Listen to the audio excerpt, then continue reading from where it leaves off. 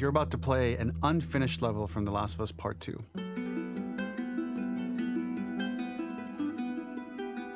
The reason we added this section is there are a few sequences, and we picked the 3 of the best ones, that we cut from the game. Often we build a game that's much bigger than what ends up being the final product. They were months away from being finished, but we wanted to give you an insight of what it's like when we built the game, because often we have this whole thing constructed and it doesn't have final art or audio or dialogue. And here you get to see the building blocks of what it's like when we first string a bunch of these levels together. This is the intro to the first deleted level, and this one is the roughest of the 3. We wanted to show more of how Jackson operates. So this is the festival where Ellie ultimately kisses Dina. This sequence would have come very late in the game as a flashback sequence while you're in the farm with Dina. And we wanted to show what is the rest of Jackson doing, and wanted to put on the stick, make it interactive. So you could see when you're outside, there are all these almost like carnival games that you can play. You could mix drinks, you could play with these kids that are playing a sort of clicker Marco Polo, sit down and listen to conversations. And all the different interactions were first or second pass, very, very early passes. The building blocks are there, but nothing is final. And ultimately, while we were very excited by this sequence, it's pretty fun and lighthearted. It just slowed things too much as we're barreling towards the end of the story at this point. So again, reminder, rough, missing audio, missing animation, missing gameplay tweaks, missing dialogue, but pretty representative of what it would have been. So enjoy.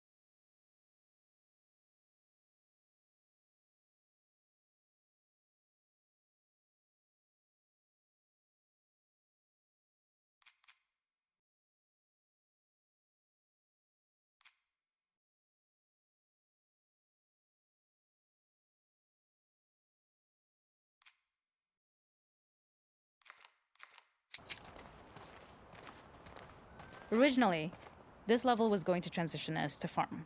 We would go all the way through to the dance, where Ellie and Dina share their first kiss. Then we would play through farm, and when Ellie plays the guitar at night, she would remember the Seth incident. So, the opening for this was a little tricky. We needed it to match at least a little what you might expect emotionally coming from prior beats, because we were already purposefully disorienting you in time and space. Remember, you just came from this huge fight. To jump straight into it would have been a little too jarring. After some back and forth, we rooted it in Ellie's nerves, calling back to her hands shaking in the theater. But this time, for a much more innocuous reason we'll find out later. She's nervous because she has a crush on Dina, who is the only reason why she's here at the dance.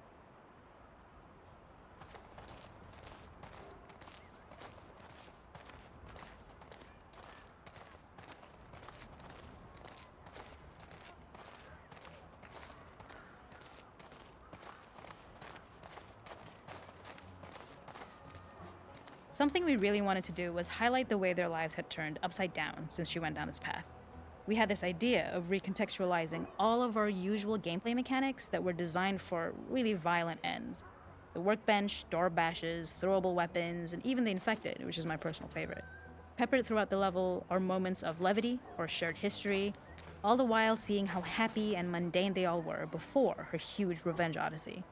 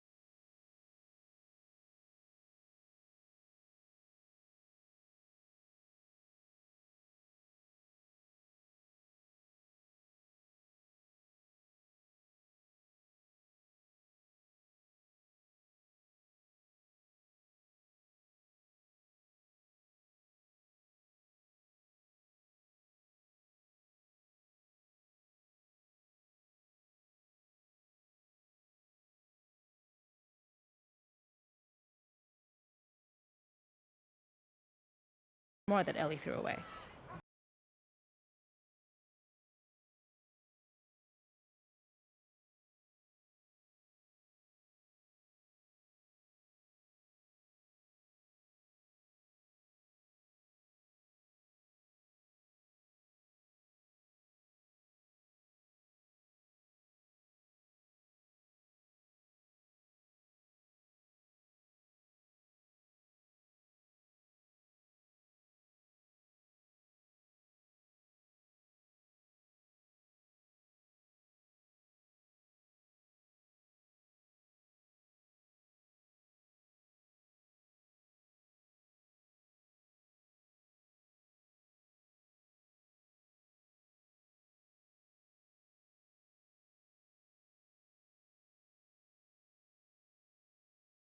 One of the kids was supposed to make this adorable, messed up little clicker impression, and the others would giggle.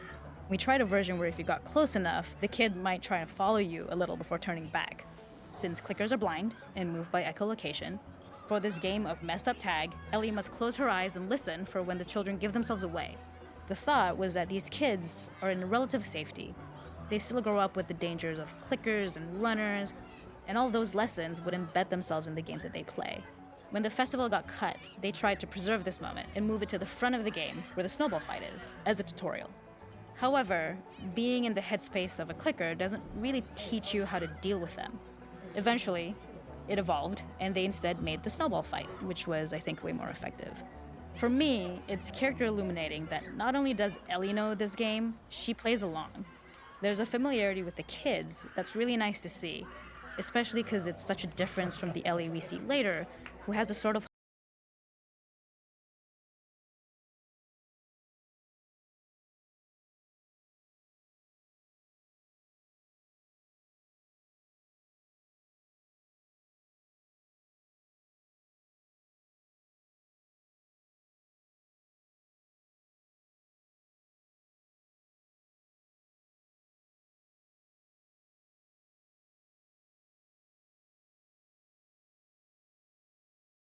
the slice of life aspect of Jackson, while also being a stark reminder of how dark the world that they live in really, really is.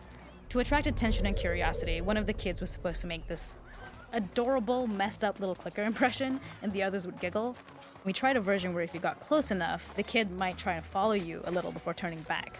Since clickers are blind and move by echolocation, for this game of messed up tag, Ellie must close her eyes and listen for when the children give themselves away. The thought was that these kids are in relative safety. They still grow up with the dangers of clickers and runners, and all those lessons would embed themselves in the games that they play. When the festival got cut, they tried to preserve this moment and move it to the front of the game where the snowball fight is, as a tutorial. However,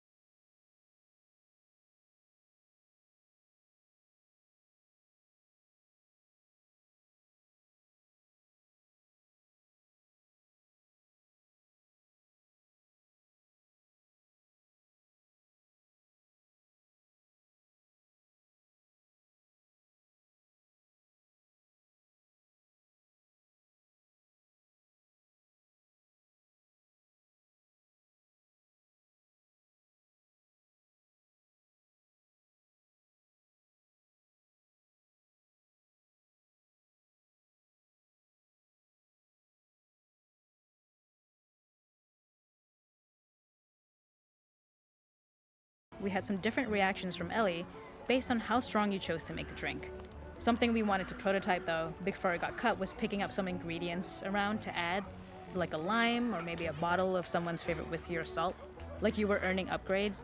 We also toyed with having Ellie carry around the drink you made and occasionally sip it, psyching herself up to go talk to Dina inside because she's nervous.